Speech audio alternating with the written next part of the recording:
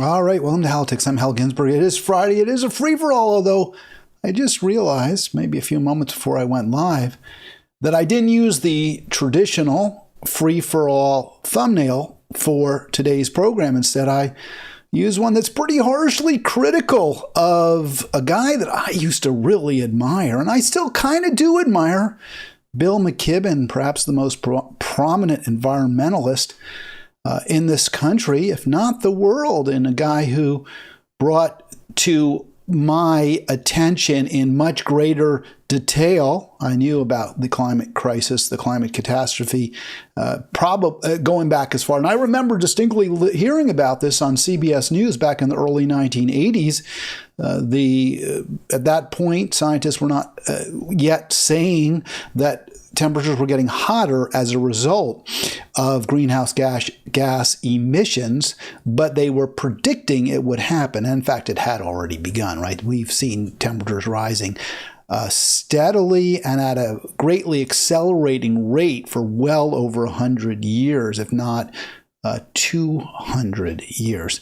But at that point, it wasn't really clear what was going on. The oil companies had suppressed a lot of information that their own scientists were giving them and were in denial. And of course, our government then, as now, largely captive to the oil and gas and coal industries. It's actually worse now. It's worse now by far, but it was bad then too. But yet CBS News reporting that scientists were predicting that unless we changed our energy consumption patterns, we were going to see hotter and hotter temperatures. This was in the early, I believe it was summer of 1981, if I'm not correct. I remember distinctly when I was working in Georgia's Hilltop restaurant, and this came on the news, and I was talking about it with Joe the cook. In fact, what the announcer said was that we would probably start seeing warmer temperatures by the mid-80s. And I said to Joe, I said, well, it's not the mid-80s yet. And he goes, it's getting close, right? It's getting close. And they were all Republicans, but they took that somewhat seriously. And I did too, but I'm a young guy. I'm 18. How serious am I going to take it? And obviously 44 years later, we didn't take it nearly seriously enough. Bill McKibben, writing in the New Yorker magazine back in the 90s, I'm pretty sure, if not the early 2000s, about the climate holocaust, which was obviously worsening and continuing to get worse and worse. And, again, great respect for this guy. I mean, he brought it to a lot of our attention. People who maybe weren't aware at all of the climate collapse that was impending because of greenhouse gas consumption, or didn't realize how serious it was. And he made it clear. But now he's out there campaigning for Kamala. And I saw this email, right, where he's begging people. In fact, the organization that retained his services, or retained is maybe the wrong word, but the organization for which he spoke and which he requested help, that people help, is the Chesapeake Climate Action Network. And I'm not casting any aspersions on CCAN. They do what they do, and they've done some really good things. So this isn't here to criticize them. It's not even really here to criticize Bill McKibben. It's just to say we have so lost our way if we view Harris as some kind of a champion or some kind of a positive figure when it comes to the environment. She just emphatically is not.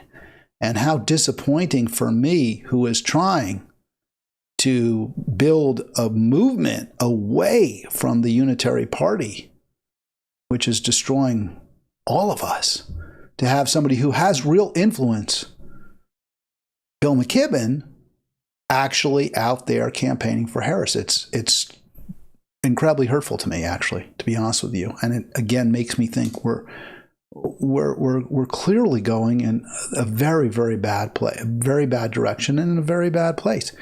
Before we go there, before we get to the ecocide, let's talk a little genocide. Much as I don't want to do that, I don't see any other option. I think this is a responsibility I have to bear witness. And obviously, I'm not the only one, and I get my stories from media around the world. But we can't let this not be front and center. So Death toll yesterday, 99, coming down today to 14, still obviously horrific, over 41,800 dead now as a result of Israeli military occupation and ongoing genocide in Gaza. And of course, Israel's now expanded, right? It's expanded its killing. The killing fields, much like when Germany invaded Russia in 1941 and began in earnest the genocide against the Jews, even while in Poland, certainly there was terrible persecution. There were many Jews murdered. The Holocaust really began in earnest, I believe, in 41 when the Germans invaded Russia, started lining Jews up in front of pits and then shooting them in the back so they'd fall into the pits. So much as Germany expanded its killing fields in the summer of 41, Israel has now expanded its killing fields beyond Gaza, but we're seeing 41,800 Gazans killed since October 7, at least 14 more genocide victims yesterday, and that is, of course, right at the feet of the Israeli government, the Israeli people, the American government, Harris-Biden administration, and the American people. The killing fields, as I mentioned, expanding. So we see the West Bank, bloodshed there by the Israeli military, innocents, civilians. Israeli strike. This is, you can see 27 minutes ago, you can see the damage done by the bomb. A strike there targeting a West Bank Hamas leader killed civilians, including a family of 4. Well, but according to Bill Maher, Israel's not targeting civilians. According to Bill Maher, Israel's not targeting civilians. I try never to talk about these horrible things without offering some solution, something we can try to do to maybe make things a little better. So I'll get to that. But just a little bit more. Lebanon today, this is from New York Times again, issuing new evacuation warnings across the south and bombing a border crossing with Syria hours after airstrikes shook Beirut. And this is Israel expanding its military operations, issuing new evacuation warnings, and bombing. So Israel is bombing the border crossing, where now 235,000 estimated. Obviously, the numbers are going to be very round. Lebanese are fleeing. That's how bad it is in Lebanon, is Lebanese are fleeing to Syria.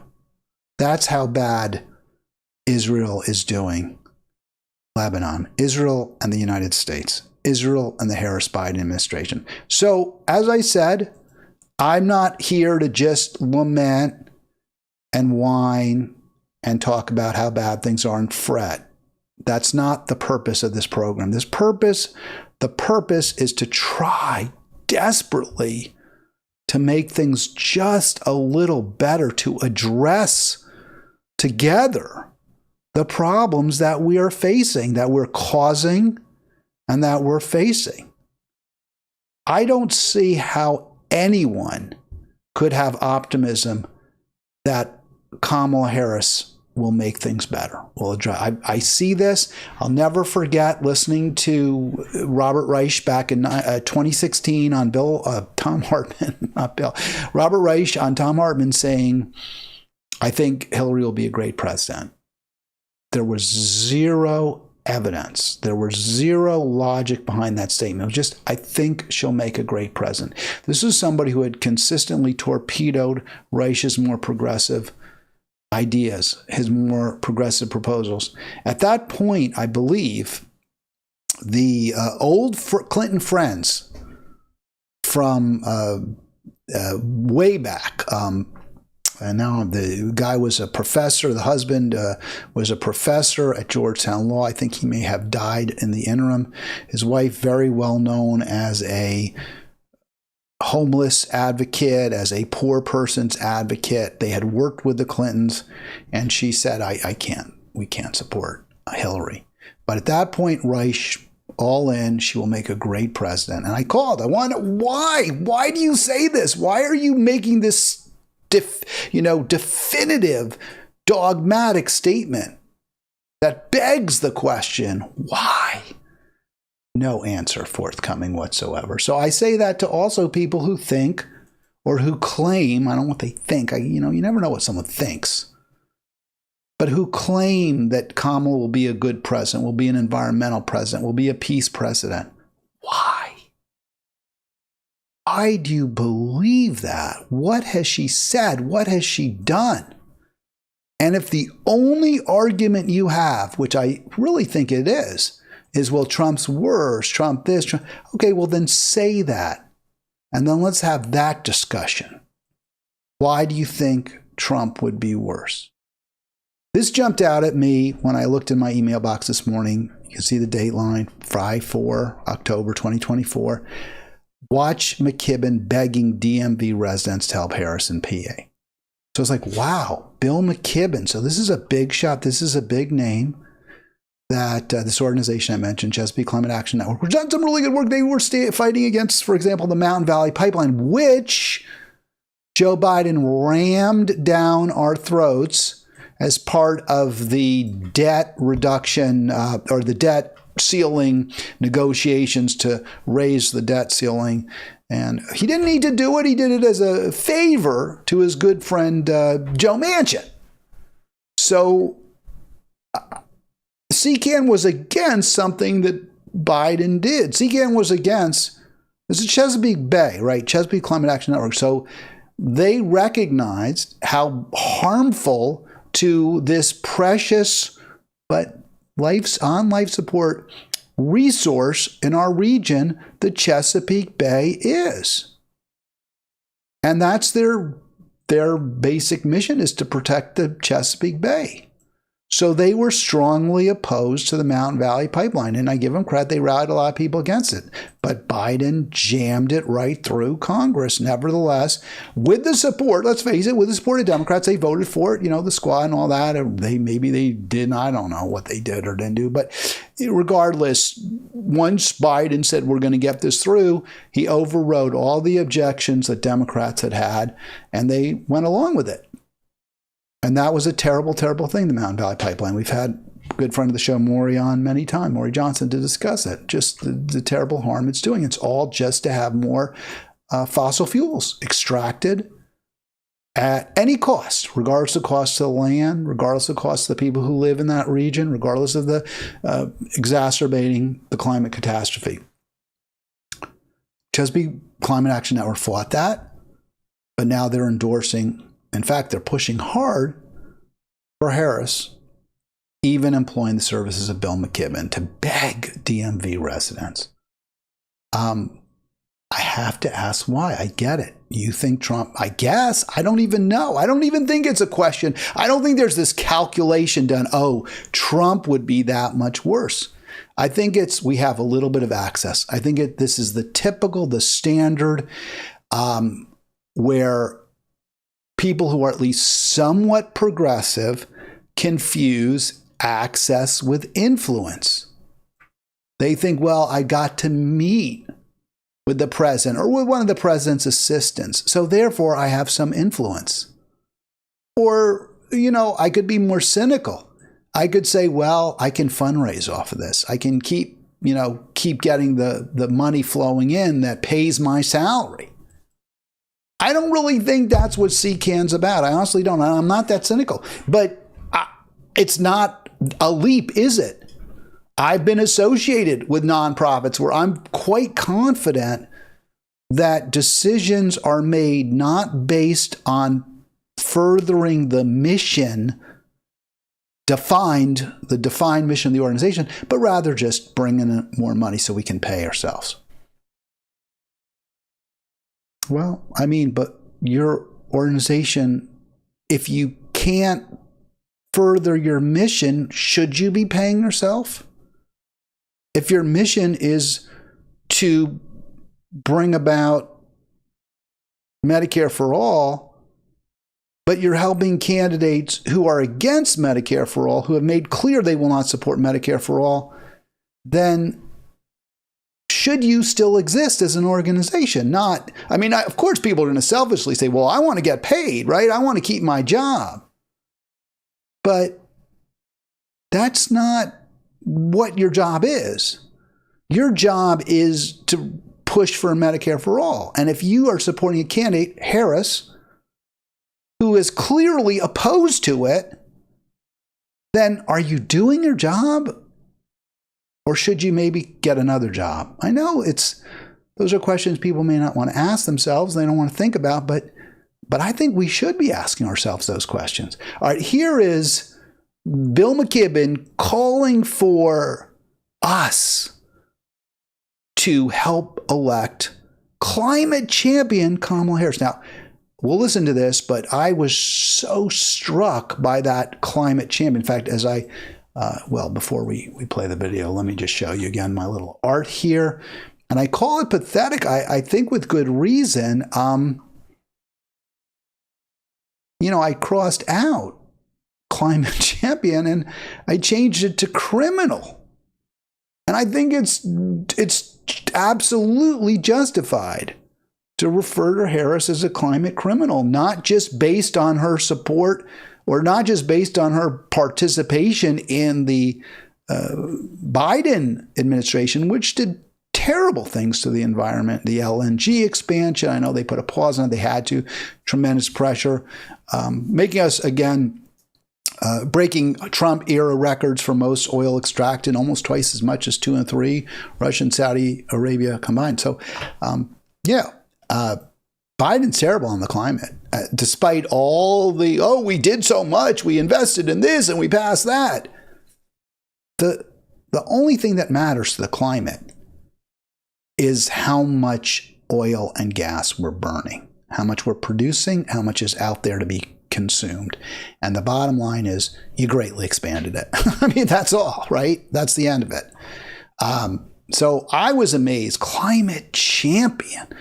To be fair to McKibben, I don't think he says she's a champion in the video, but according to the thumbnail here, he calls her one. Hello, friends. It's Bill McKibben here.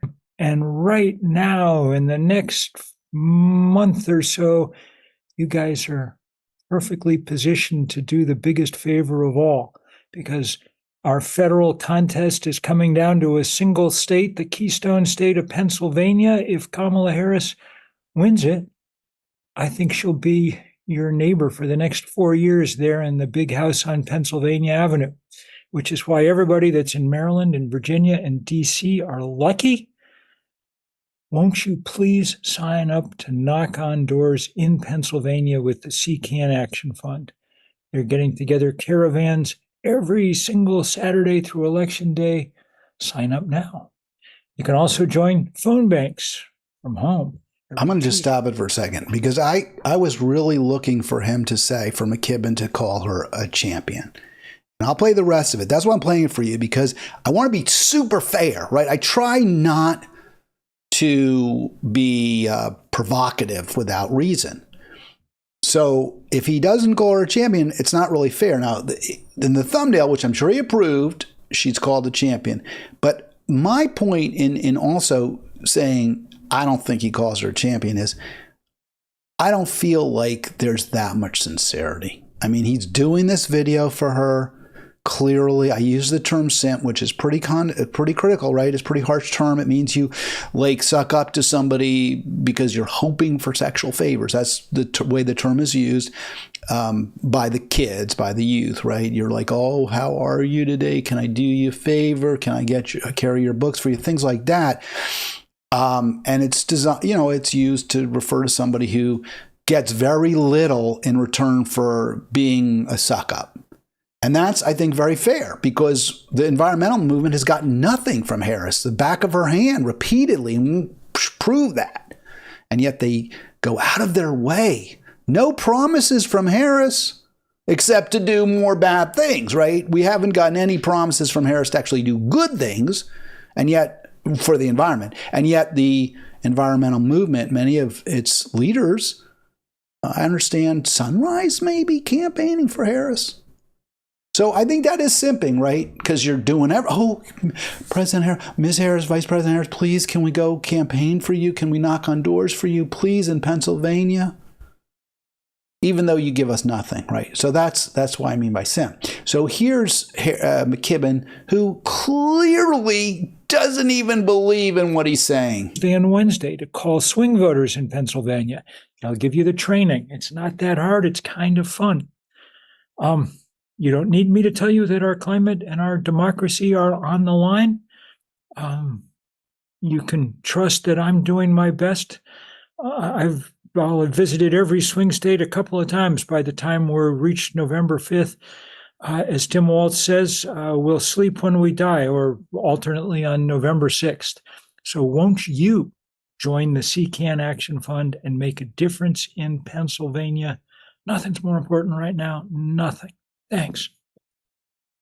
All right. So there's McKibben kind of sort of simping for Harris. Although, again, you could tell from his voice, it didn't ooze sincerity. It didn't ooze enthusiasm. He gets it. Gets she's no champion. Gets she's a phony. But for whatever reason, I have no idea. I guess it's just fear of the Trump, right? That's the only thing we can come up with, because I can't believe he's doing it for money. Maybe there's a sense that McKibben has that, he'll have some access to her. But with respect to influence, no, it's not going to happen.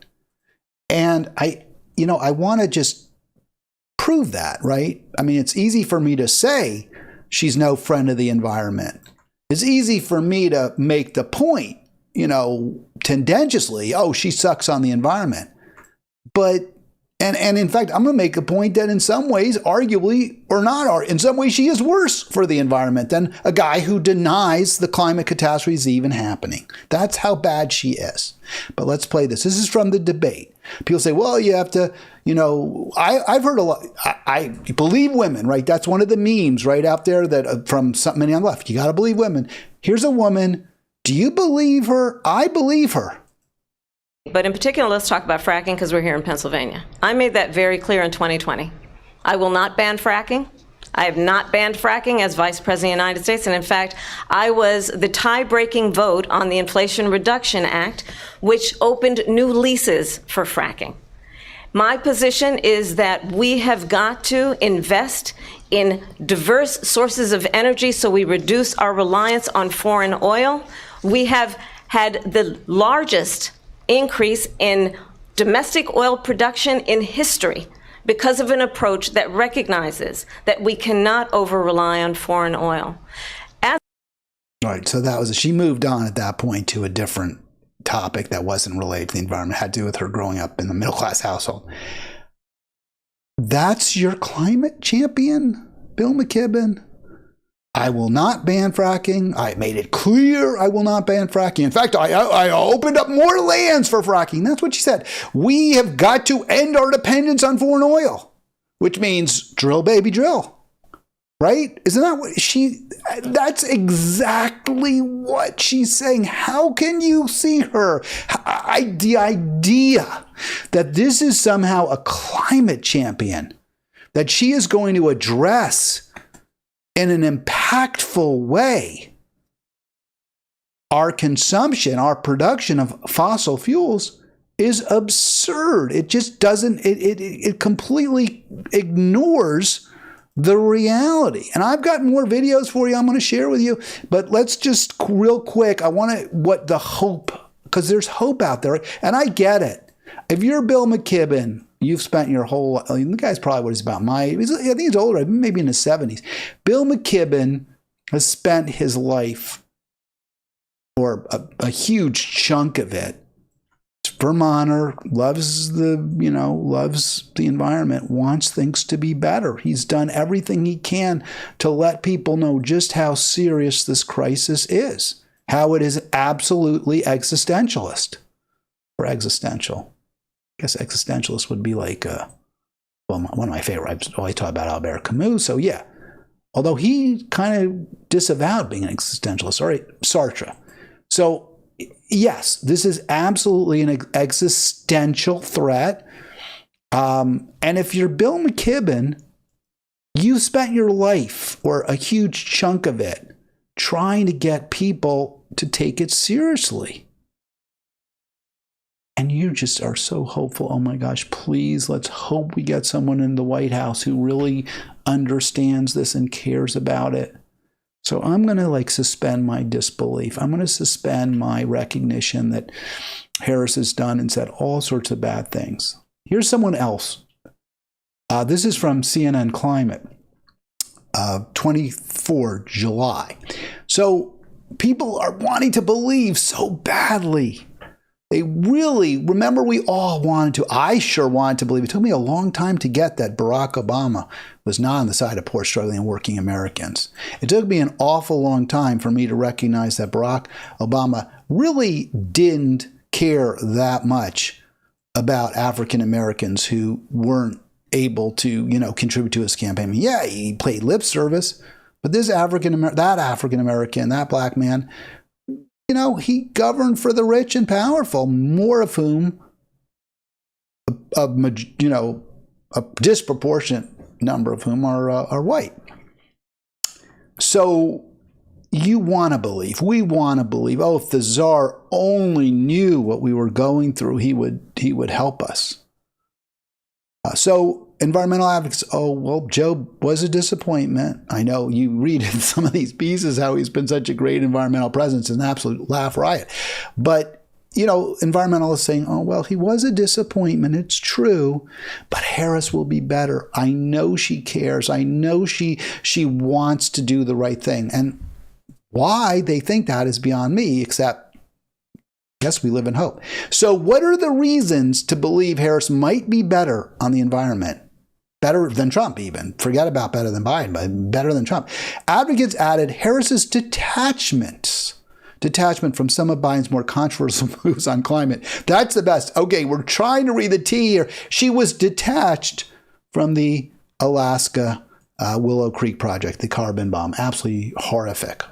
And utterly unnecessary, too. Right? Jammed through by total. It wasn't even any political considerations. So here's Harris. Now, one of the arguments again is she gets it, right? At least she understands the problem. Does she understand it? Let's find out. Here's a clip with Colbert. And again, these interviews are so, I feel, so informative, so instructive. I talked about the Stephanie Ruhle. I'm not going to jump on the Ruhle haters bandwagon that she's too.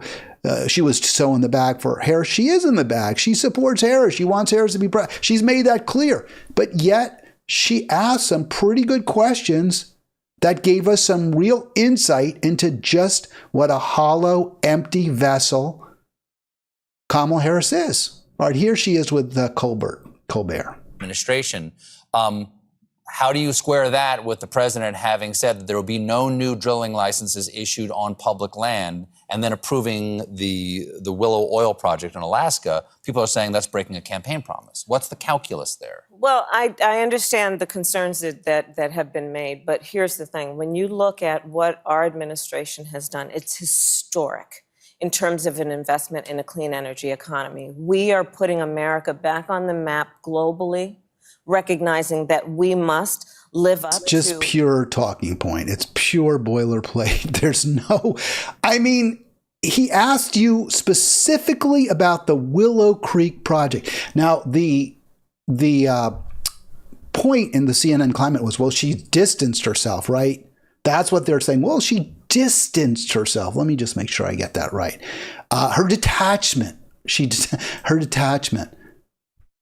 What detachment? She's ignoring it.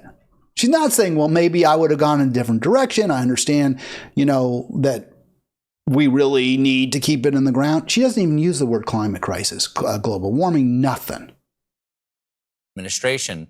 How do you square that with the president? Look at what our administration has done. It's historic in terms of an investment in a clean energy economy. We are putting America back on the map globally, recognizing that we must live up to our role in terms of our ability to invest in the future, create jobs, and reduce greenhouse gas emissions. And again, traveling the world, They are watching what we are doing as an example and as a challenge to nations around the world. And what is that? Watching our example as a challenge?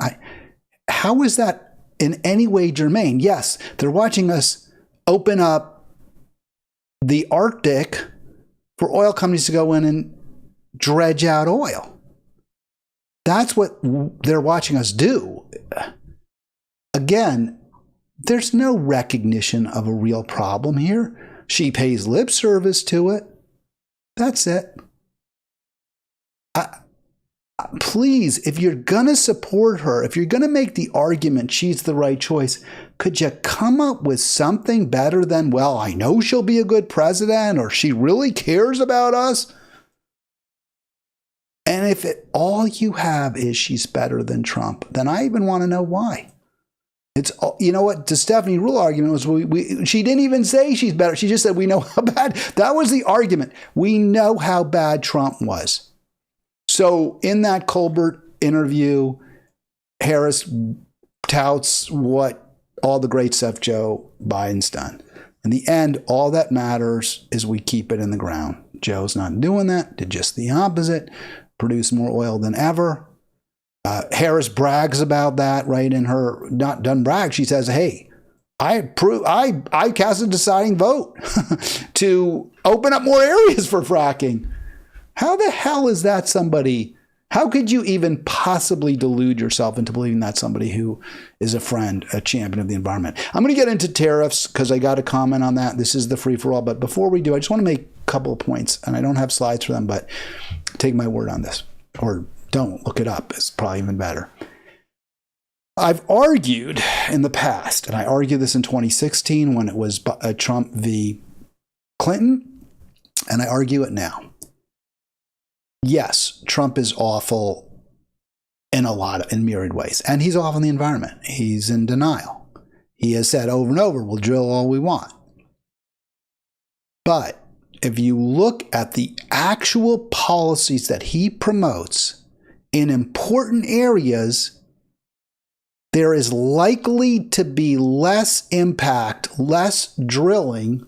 Now, I'm not saying net. I'm not saying he ultimately would preside over an economy that consumes less fossil fuels. I'm not saying that. I don't know that at all. And I probably would think it's the other way around. In other words, I speculate that maybe if Harris were president, we would do more to consume or to slow our rate of consumption of fossil fuels. I speculate. I don't know that. I speculate. But Trump has been pretty clear he wants to end the conflict with Russia. That is an extraordinary generator. That war, that endless proxy war with Russia, is a very serious, very significant generator of fossil fuels, fossil fuel emissions.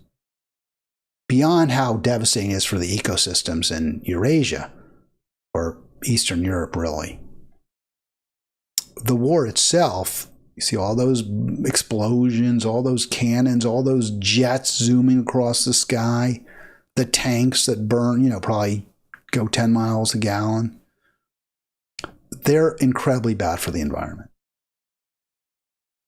And Trump says he wants it to stop. And I kind of believe him, right? I think he would push for it anyway. Harris has made it clear ain't going to be no stopping, no wars with Russia if she's president. That's terrible for the environment. The other area where Trump policies would be superior, and it's really important, is trade. Harris is a free trader. She could not answer when Stephanie Ruhle said, well, where would you impose tariffs? Would you impose any tariffs? Would you support tariffs on anything? She couldn't answer. She didn't identify one item. The largest single emitter of greenhouse gases by sector, by economy sector, right? You could say it's manufacturing. You could say it's I don't I don't have all of them off the top of my head, what are considered sectors. I think there's 7 or 8. The number one largest emitter of greenhouse gas emissions, at least until recently, and may have changed, can't say for certain, is transportation. Moving people, moving things. Transportation, trucks, cars, airplanes, ships. That's the railways. That's the number one emitter. And when you have quote free, unquote trade, you have more transportation. You have more ships plying the ocean. You have more jets zooming across the skies. You have more trucks on the road. And you're going farther. You're going further distances when you have free trade. Even within a country, even intra-nationally. Because if a shipment of computers comes in from China to, I won't say San Pedro, let's say San Pedro, LA, let's say Seattle Harbor, let's say SeaTac, right? Comes into SeaTac. And some of those computers are going to Minneapolis. It's a long way to carry those computers by truck, not even including all the air that was fouled and the seas that were chopped up by the container ship. Now you've got a truck spewing diesel across the northern tier from Seattle to Minneapolis. You have assembly plants in the United States. You aren't trucking those PCs across the country and around the world. In a relatively close. And for those of you who say, well, you've got to get all the raw materials together, we have plenty of raw materials in Minnesota. Last I checked, Duluth, I think they make steel. There's iron there. So again, if you have local industries, then you consume less fossil fuels. And Trump's tariffs would incentivize local production, which means less transportation, which means less fossil fuel emissions. So even if your, focus, if you say, well, Trump's in denial, at least Harris acknowledges there's a climate crisis, a human-caused anthropogenic global warming, ecocide, what have you. The policies that Trump espouses are, at least in some important, very critical areas, likely to lead to less emissions than the ones that Harris proposes as an alternative. You don't think that, if you think that's a crazy argument, if you think it's I'm out there, because a lot of people do, why? Let's have that conversation. Is it so absurd? Is what I'm saying so ridiculous? So, because sometimes people say things are so stupid, it's not even worth. Like people start saying, oh, Jill Stein's a Russian asset. I saw that. I'm like, come on, man. I can't indulge that kind of stuff. Is what I'm saying, does it seem so crazy? I had this conversation with a very good friend of mine who's one of the very smartest people I know, who was all in for Biden. This was in 2020. New millenniums are tough to keep to keep track of. It's sort of like changing the time. And I made this argument, and they said to me, okay, you make a really good argument. You made a good argument. They didn't say you're crazy. So I said, so you're, and I wasn't saying vote for, by the way, I wasn't saying you should vote for Trump, but I said, okay, do you think maybe it's the environment isn't an issue that necessarily Biden has the advantage? And they said, well, no, I'm not going to say that. So I said, well, why not? I just gave you a very strong argument that you even admitted was a good argument. You hadn't thought of it, but it was a good argument. And then they said, well, I'm not going to just take your word for it. I want to do blah, blah, blah. And also, there are other factors. And there are. But let's discuss those, not just throw them out the window. So regarding my arguments about tariffs, I've seen this before, but this came up yesterday, and I want to respond to it. Friend of the show, friend of the Hal Ginsberg show back in Monterey. The Smoot-Hawley Act of 32 is what put the grade into the Great Depression. So this is the argument is actually I got a little confused by this post because it was actually 1930, so I had to go back and revisit. But anyway, regardless, doesn't matter. 1930. So, because I was like, well, wait a second. This Great Depression's worst years were 30, 31, maybe 32. If the Smoot-Hawley Act was 32, by the time 33 rolled around, that was when FDR got elected, took office, we started to climb out of it. So how could it be 32 was but I got all confused anyway, but it was 30. So there you go. And then the response is since 29, there was a severe depression. People jumped out the window and the Smoot-Hawley Act was imposed and caused a huge tariff war. So I've heard this argument before many times that, well, wait a sec, Hal, Smoot-Hawley if anything, made things worse. You're always talking about how great tariffs are. So how do you deal with this? Here's a tariff. Here's an example where a tariff made things worse. So I'll show you my response. I'll put it up, but I want to just say, okay, first of all, I think the evidence is that I think Smoot-Hawley actually provides powerful evidence for the U.S. to impose tariffs now, not that we shouldn't, because of the circumstances are so different today than they were, and especially in one area, which I'll get to, that are incredibly relevant. By the way, don't forget, click like, click subscribe, really important. Seeing the subscriptions tick up, I'm always happy to see that. I really want this place to be a community center. I want this to be a town hall meeting every day, which it kind of was in the old Monterey days. So let's say it were true. It isn't, in my opinion, true. Well, I mean, I think it's clearly false that Smoot-Hawley, I don't think it's false that Smoot-Hawley made things worse. It probably did. But I don't think that the Smoot-Hawley experience means we shouldn't have tariffs today. I don't think it's you can extrapolate. I think just the opposite. And the Smoot-Hawley experience is a reason we should impose tariffs today.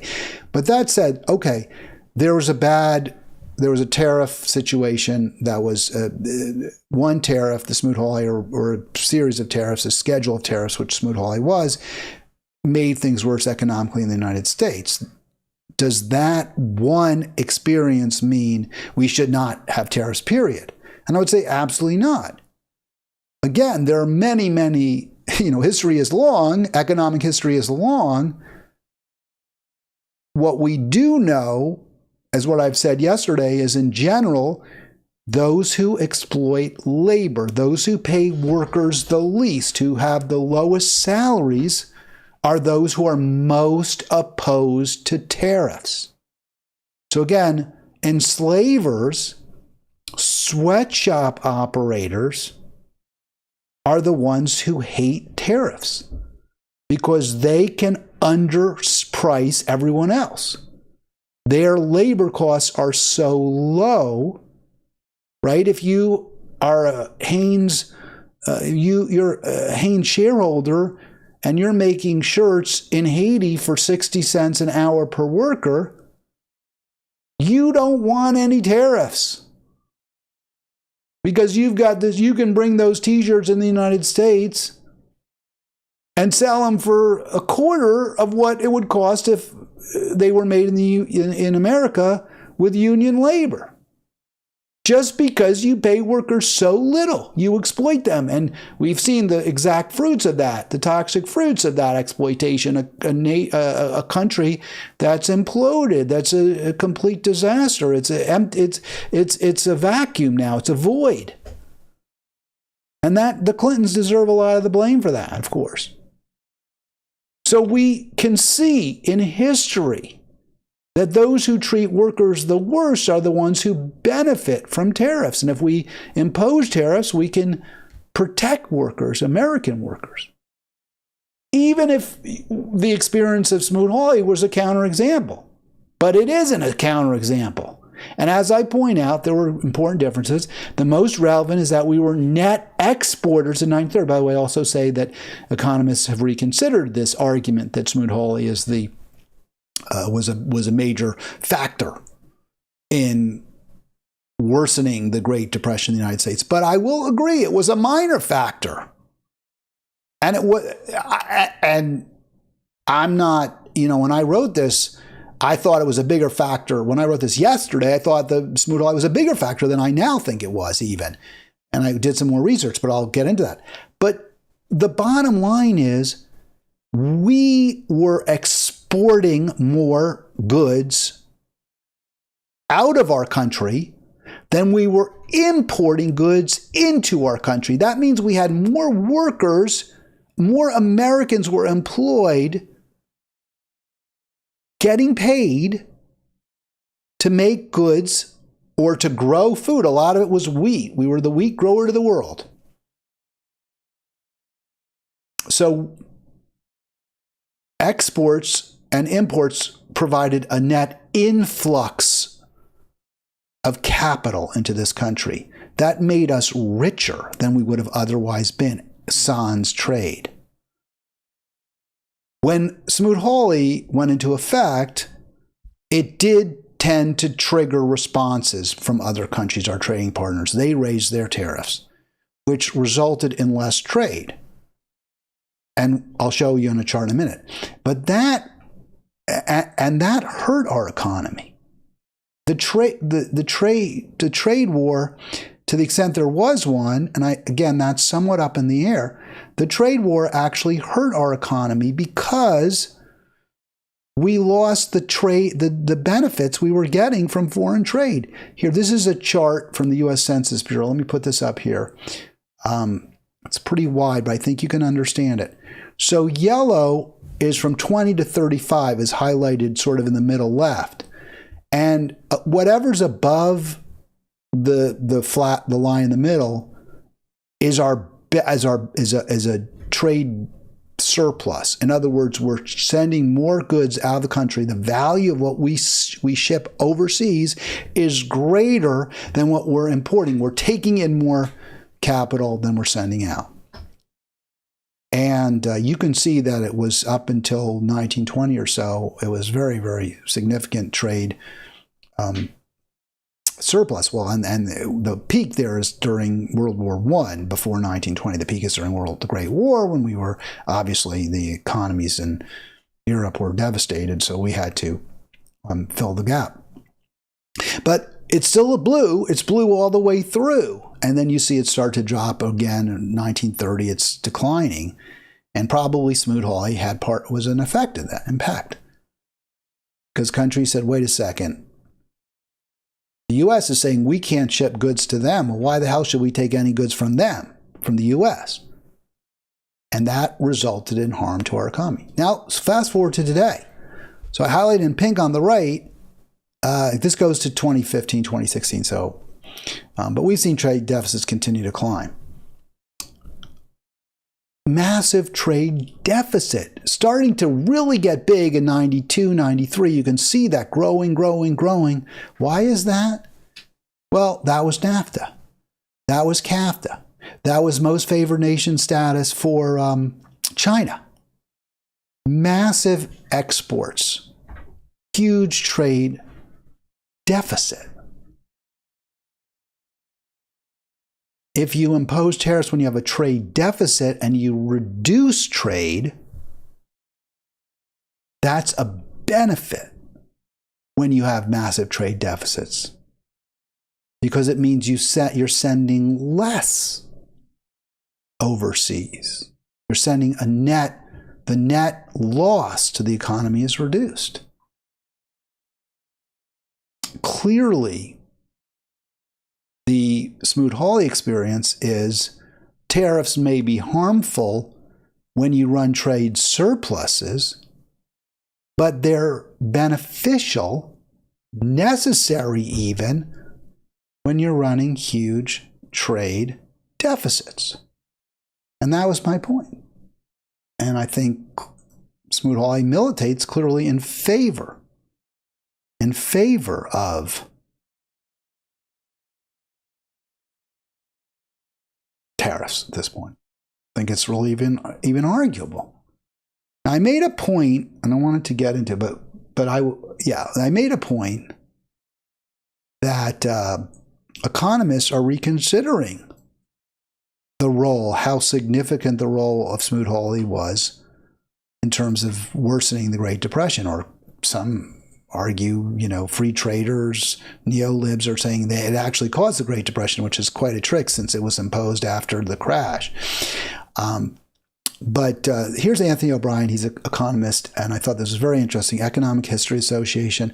So he's a professor at Lehigh, and he addresses this, and I thought it was very instructive, and that's why I'm presenting it now. That said, he's saying what I won't even say he said exactly what I said. I actually believed that the tariff was a significant driver. The Smoot-Hawley tariff was a significant driver in creating or worsening the Depression for many Americans. And O'Brien, who wrote this, actually is more of a free trader than I am. He supports tariffs. He opposes tariffs, unlike me in general. His natural instinct is against tariffs, unlike me. I believe in a high-wage nation, tariffs are really important to protect workers. And I believe that not because I'm some, seer, but based on economic history, and more importantly, based on the Stolber-Samuelson hypothesis, it's not a hypothesis, a theorem, meaning it's true. And what the Stolber-Samuelson theorem states is that when you have free trade, when you reduce or eliminate tariffs, the workers in higher wage nations are hurt. The capitalists, those who own the means of production, the factories, the traders, the people in that category tend to do better, even if they're producing less in their factories. But the theorem says capital does better, labor does worse in high-wage nations. And in low-wage nations, labor actually takes a bigger share than it was previously taking. So that's the Stolber-Samuelson theorem. I think it's clearly true. We've seen with all the free trade since the 90s with NAFTA that American workers have seen their wages stagnate, and jobs have been lost in this country. According to the professor Anthony O'Brien at Lehigh, the economist, he asks, was the retaliation to Smoot-Hawley? See, America wouldn't have suffered if there's no retaliation. We just would have imported fewer goods because the tariff would have made it more expensive for us to import. Imported goods would have become more expensive, but Americans would have consumed more domestic goods. That's good for the domestic industry. And there wouldn't have been any impact on our exports since there's no retaliation. But he's saying, well, if other countries raised their tariffs in response, in retaliation for the Smoot-Hawley, could that have been significant enough that it made the Great Depression worse? And he says, well, no. Foreign trade made up a small part of the U.S. economy in 1929, and the magnitude of the decline in GDP was so great. So that is exactly consistent. When I read that and then I looked at this chart, I was like, yeah. Because if you look at the yellow, you can see by the late 20s, that's the darker blue bar on the left in the yellow. By the late 20s, our trade was a very small percentage of our GDP. It was less than 1% at that point. Now our deficits are 4 or 5%, so much higher. Then our surplus was 1 or 2%. So how could such a small percentage of the economy, in terms of the benefits we were gaining from it, if we lost some of those benefits, how the hell could that, according to O'Brien, have created such a serious problem? And I think it's clear it didn't. I mean, it was somewhat impactful. I think it was. It probably did harm us. The retaliation hurt because we were net exporters, and so our net benefit from trade was reduced. But it wasn't the factor that many claim. And the reason they claim it, even though the evidence is clear that Smoot-Hawley probably didn't impact it, didn't have a big negative impact on our economy, and to the extent it did, those times were very different. So why are people, and I'm not talking about my Facebook person, I'm talking about like economists, people who should know better, CNBC, why are they saying it anyway? Because they hate tariffs, because they're labor exploiters. They want free trade because then they can buy low, right? They buy the labor low in other countries and they sell the products high in the United States. That's why. They're short timers. They're arbitrageurs. They're taking advantage of the fact that we still have some wealth in this country left over from, a strong, relatively egalitarian economy from the 30s through the 60s and 70s. That's why they claim, that's why they're trying to fool you into believing that tariffs are a bad thing. When in this economy, in the American economy, they're crucial, they're essential to protecting workers. All right, before I call it a show, one more point. So again, what I'm really trying to do here, so important to me, is have that dialogue. Let's come together. We don't have it anymore. We don't have conversations. We yell at each other. We talk at each other. We don't say, hey, how can we really make things better? What do we need to do? We don't do that. And I was really, even though I didn't agree with the comment about Smoot-Hawley, I was like, okay, well, it's a conversation. It's a dialogue. Let's talk. So I posted after I said, hey, no, we were net exporters. It's not the same thing. And I asked them, please see my comment. I'm curious if you see relevance in the fact that we were net exporters in 30 and are net importers now. And I was so disappointed there was no response. Now, to me, this, I know I can be a dick. I can be dismissive of people's opinions, and I don't like that in me. I really don't. That's a side of my personality that I wish I didn't have, and I try to suppress it as much as I can and, really try to listen. And I've had people say, hey, you really do listen, which makes me feel very, very good because that's what I want to do here. Here I'm saying, hey, I think you're wrong about this. I don't think Smoot-Hawley is an argument for no tariffs. I think just the opposite. And here's why. What do you think about that? And my hope would be the response might be something like, okay, I read what you wrote. It seems to make sense. Let me think about it. Just like when I talked to my friend about whether Trump was really worse for the environment. But it's very, very difficult, I believe, if not impossible, to get people to reconsider their views. People say something, they believe it. It's really tough to get them to change. And, physician, heal thyself. I got to be willing, if I'm going to expect others to change their minds, I got to be willing to also. I try. That's all I can do. All right, that's going to do it for today's show. Just about an hour, just about exactly an hour. Sorry we didn't get calls, but I hope you enjoyed this, and I'll be back. It will be an Arlen Monday, so far as I know. Enjoy your weekend. Oh, and I didn't promote this, but before I go, I do want to tell you, there's going to be is it pro-Palestine tomorrow? Is that where I'm going? Yes, Jews United for Palestine.